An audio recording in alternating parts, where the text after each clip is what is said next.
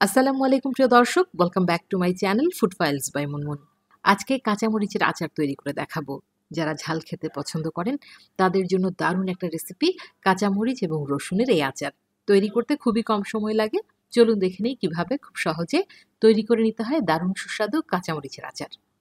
আচার তৈরির জন্য আমি চুলায় একটা প্যান বসিয়ে দিয়েছি। প্যানটা কিছুটা গরম হয়ে এলে দিয়ে দেবো 1 কাপ পরিমাণ সরিষার তেল। সরিষার তেল দিয়ে তেলটা কিছুটা গরম হওয়ার জন্য অপেক্ষা করছি। তেলটা যখন কিছুটা গরম হয়ে এলো দিয়ে দেবো 1 টেবিল চামচ পরিমাণ পাঁচফোড়ন। এবার পাঁচফোড়নগুলো কিছুটা ফুটে ওঠার জন্য অপেক্ষা করছি। পাঁচফোড়নগুলো যখন ফুটে ওঠা শুরু করলো, এই পর্যায়ে দিয়ে দেবো আমি 1 কাপ পরিমাণ আস্ত রসুন। আমি আজকে 250 গ্রাম পরিমাণ কাঁচামরিচের আচার তৈরি করব। 250 গ্রাম কাঁচামরিচের জন্য আমি এখানে 1 কাপ পরিমাণ আস্ত রসুন দিয়ে দিলাম। তবে আপনারা চাইলে আস্ত রসুনের পরিমাণ আরও কিছুটা কমিয়ে দিতে পারেন। দিয়ে দেব 1 চা চামচ পরিমাণ আদা বাটা এবং 1 চা চামচ পরিমাণ রসুন বাটা।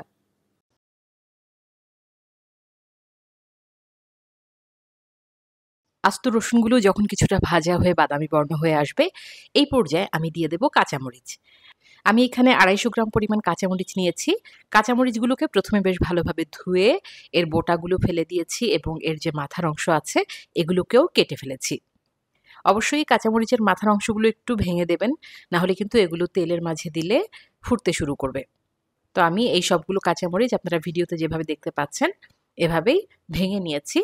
এতে করে কাঁচামরিচগুলো যখন আমরা তেলে ভাজবো এগুলো আর ফুটে উঠবে না। চুলার জাল মাঝারি অবস্থায় রেখে রসুন এবং কাঁচামরিচগুলোকে আরও 5 থেকে 7 মিনিট আমরা ভেজে নেব। প্রায় 5 থেকে 7 মিনিট পর এর মধ্যে আমি দিয়ে দেব 1 চা চামচ পরিমাণ লাল মরিচের গুঁড়া, হাফ চা চামচ পরিমাণ দিয়ে দেব হলুদের গুঁড়া এবং দিয়ে দেব স্বাদ অনুযায়ী লবণ। আমি এখানে এখন 1 চা চামচ পরিমাণ লবণ ব্যবহার করছি। পরবর্তীতে প্রয়োজন হলে আরও কিছুটা লবণ দিয়ে দেব। লবণ, হলুদ, মরিচ দিয়ে আরও কিছুক্ষণ নেড়েচেড়ে নেওয়ার পর আমি এর মধ্যে দিয়ে দেব প্রায় 2 টেবিল চামচ পরিমাণ সরিষা বাটা। আমি এখানে সাদা সরিষাটা নিয়েছি, সাদা সরিষাটা বেটে নিয়েছি। 2 টেবিল চামচ পরিমাণ সাদা সরিষা দিয়ে সরিষাগুলোকে একটু মিশিয়ে দিচ্ছি তেলের সাথে এবং এর মধ্যে এখন দিয়ে দেব 2 টেবিল চামচ পরিমাণ তেঁতুলের টক। এভাবে এই রেসিপিতে আচারটা তৈরি করে দেখবেন, খেতে কিন্তু অসম্ভব ভালো লাগে। তেঁতুলের টকটা দিয়ে দিয়েছি। আমি কিন্তু এই আচারে মিষ্টির পরিমাণটা বেশি রাখবো না, সেজন্য ব্যালেন্স করার জন্য মাত্র 1 টেবিল চামচ পরিমাণ চিনি এখানে ব্যবহার করছি। তবে আপনারা যদি চিনির পরিমাণটা বেশি চান সেই ক্ষেত্রে 1 টেবিল চামচের জায়গায় 2 টেবিল চামচ পরিমাণ চিনি দিয়ে দেবেন। আমি যেহেতু ঝাল আর টকটাকে বেশি প্রেফার করছি, আমি এখানে চিনি দেব মাত্র 1 টেবিল চামচ। চিনিটা দেওয়া হয়ে গেলে আরও কিছুক্ষণ নেড়েচেড়ে নেব এবং নামিয়ে নেওয়ার আগে আমি এর মধ্যে দিয়ে দেব 4 টেবিল চামচ পরিমাণ সাদা সিরকা বা হোয়াইট ভিনেগার। আচারটাকে দীর্ঘদিন পর্যন্ত সংরক্ষণ করার জন্য আমি এই 4 টেবিল চামচ পরিমাণ সিরকা এর মধ্যে দিয়ে দিলাম। আর 2 থেকে 3 মিনিট একটু নেড়েচেড়ে নেব চুলার জাল মাঝারি অবস্থায় রেখে। 2 থেকে 3 মিনিট নেড়েচেড়ে নিলেই কিন্তু আমার কাঁচামরিচের আচার একদম তৈরি হয়ে যাবে।